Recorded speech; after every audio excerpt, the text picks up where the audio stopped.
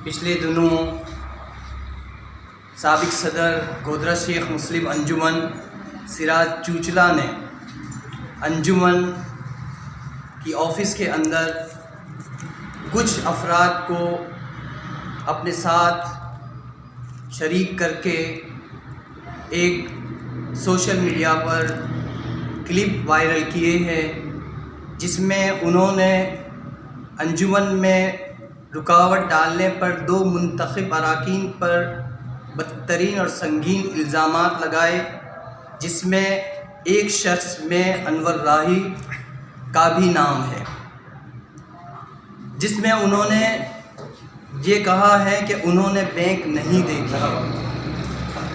मैं समझता हूँ ये उनका बयान इंतहाई मनगढ़ंत और झूठ पर मबनी है, जिसका प्रूफ ये है कि दुबई इस्लामिक बैंक के अंदर जब मैंने इसको टेक ओवर किया था तो 7 माह तक सदर सिराज चूचला साहब से रिक्वेस्ट करता रहा कि वहाँ पर अकाउंट को एक्टिवेट करवाना है, तो उन्होंने इसको संजीदगी से न लिया। आखिरकार 7वें महीने में जाकर थंब लगवाने के लिए वो ख़ुद वहाँ पर दुबई इस्लामिक बैंक गए हैं और थंब लगाई है, जिसके गवाह अशफाक नारंगी साहब बनफ्स नफीस मौजूद हैं। आप उनसे जाकर पूछ सकते हैं। तो फिर वो कैसे कह सकते हैं कि मैंने आज तक बैंक तक नहीं देखी, जो सरासर वो झूठ बोल रहे हैं। नंबर 2, वो कह रहे हैं कि उन्होंने चेक बुक नहीं देखी। मैं समझता हूँ ये भी झूठ पर मबनी एक प्रोपेगेंडा है। चेक बुक उन्होंने क्यों नहीं देखी, बल्कि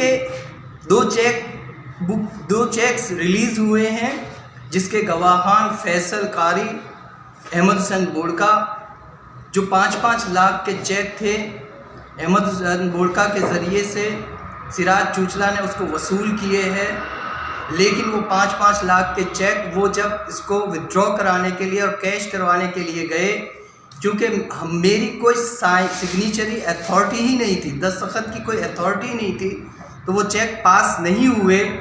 लिहाजा वो चेक वापस फिर मुझे ये लोग दे गए।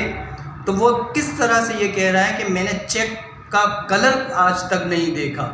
ये बात भी उनकी सरासर झूठ और मनगढ़ंत है। नंबर 2, वो अकाउंट के हवाले से बात कर रहे हैं कि वो अकाउंट डिपार्टमेंट में उन्होंने कभी नहीं देखा, पहले अनवर राही चलाते थे। तो मैं ये समझता हूँ कि ये बात भी उनकी मनगढ़ंत है। वो बाकायदा तौर पर अकाउंट डिपार्टमेंट में आते थे, अकाउंट डिपार्टमेंट से कैश को विड्रॉ भी करवाते थे, कैश वसूल भी करते थे और वाउचर्स पर सिग्नेचर भी करते थे। और उसके जो वाज़ेह तौर पर 1-2 मैं मिसालें पेश कर सकता हूँ।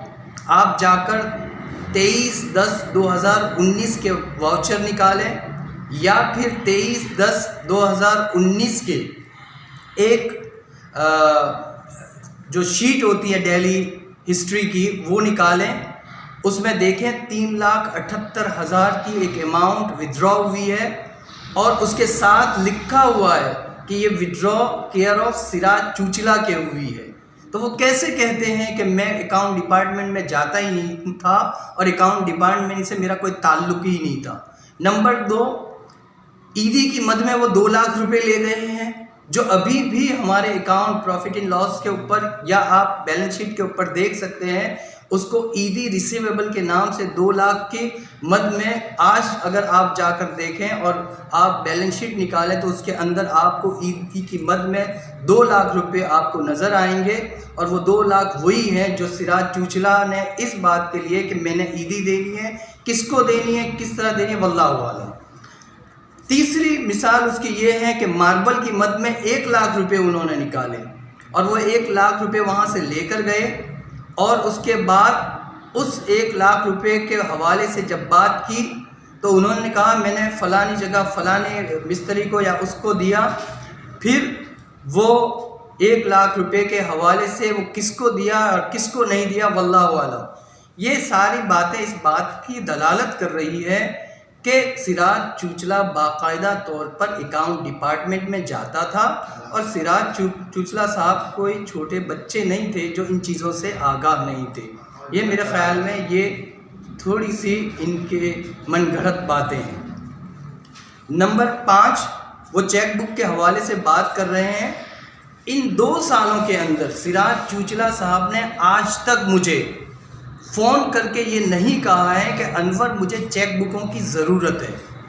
खुदा की कसम, अगर वो एक फ़ोन करते कि अनवर मुझे चेक बुकों की ज़रूरत है, तो यकीनी तौर पर मैं ये चेक बुकें उनके पास ले जाता। और अभी भी मैं कहता हूँ कि ये अमानत है, जब चाहे वो चेक बुक अपनी मंगवा सकते हैं, उसको आप ले सकते हैं। लेकिन मैं जब जापान भी जा रहा था तो उस वक्त मैंने इनसे कहा कि ये चेक बुकें हैं सिराज भाई, इसको मैं क्या करूँ?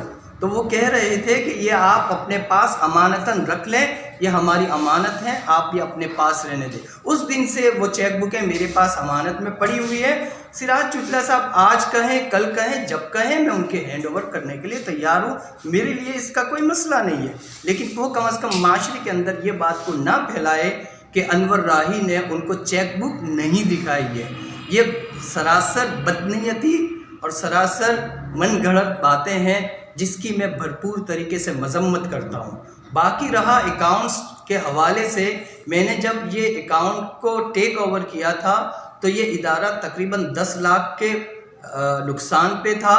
और जब 10वें महीने में जब इस इदारे को मैंने खैराबाद किया, जो मुझे यानी एक ऐसे हालात पैदा किए गए कि वहाँ पर मज़ीद मुझसे काम नहीं हो सक रहा था, तो इस वजह से मैंने उसको खैराबाद कहा था।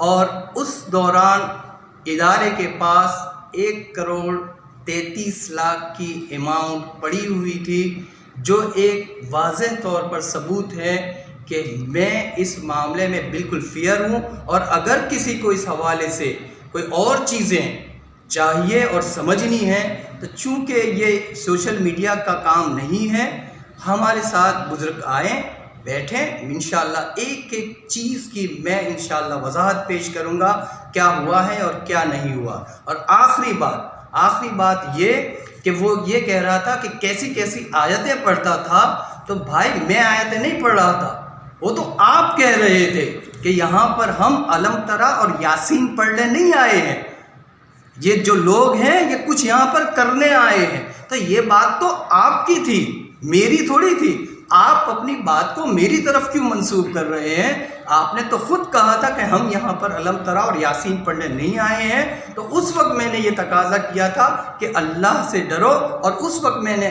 कुछ आयतें आप लोगों को सामने समझाई थी कि ये आयतें अल्लाह ताला कहता है, आप इससे गुरेज करें।